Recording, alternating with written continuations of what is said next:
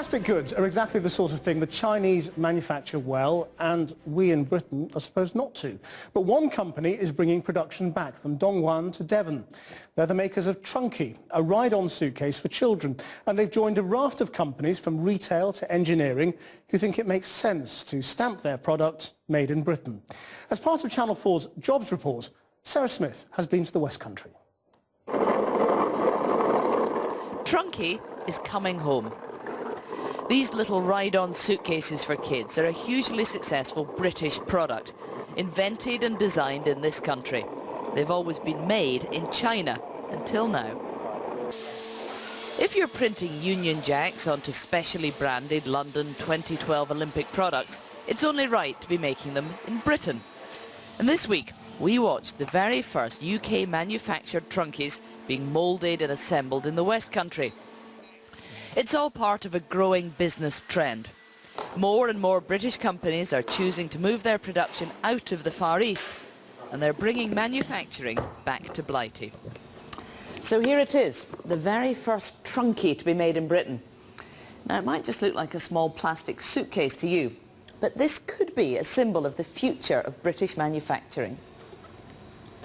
Trunki have a long list of reasons why it makes sense to make things here. Simply, you've got things like reducing your overhead, so whether that's holding as much stock, freeing up cash flow, being able to deliver all your products to your customers on time and not running out of stock, getting your products a lot quicker, making a lot more varied product. 6 years ago, Rob took his Trunkis into the BBC's Dragon's Den. When a strap was pulled off, his product was ripped apart. I just don't think it's a business opportunity. It drives me mad that we actually waste our time with these things. Since they turned him down, he's sold over 1 million little suitcases. Trunki do still make some of their products in China, where labour costs are still much lower. But they're going up. Wages have trebled in the last 6 years. To compete with the Chinese, UK factories have to employ fewer people and let machines do the work. The answer is don't use labour, use as much robotics as you can, and that's how we do it.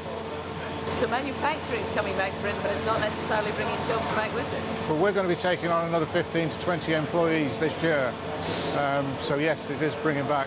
The more you bring back, the more people are going to jobs. Trunki's based in Bristol, a city built to export British goods on the high seas. These days, the cost of shipping stock into Britain is rising, and it takes months to get your products from factories to shops, which can be a real problem. Earlier this year, Marks & Spencer's ran into trouble when they ran out of some of their most popular items and they couldn't restock in time. Now, if that happens when your production's in the Far East, there's not very much you can do about it, not when it takes 2 months to ship goods here. If you've got UK-based production, though, you can respond much more quickly to consumer demand. Lots of fashion retailers like River Island, Dorothy Perkins and Topshop have worked out the only way to get the latest styles into their stores fast enough is to make the clothes much closer to home. All sorts of companies think they get better quality goods if they make them in Britain.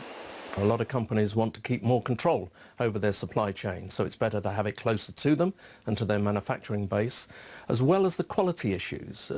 There's a real problem if you're making parts in Southeast Asia or China, and the parts are not fit for purpose when they arrive in the UK, because you have to send them all back and you have to send teams of engineers over there to figure out why they're not okay. So then you start shutting assembly lines. So it's a real issue, I think, for manufacturers, and it's good news for Britain.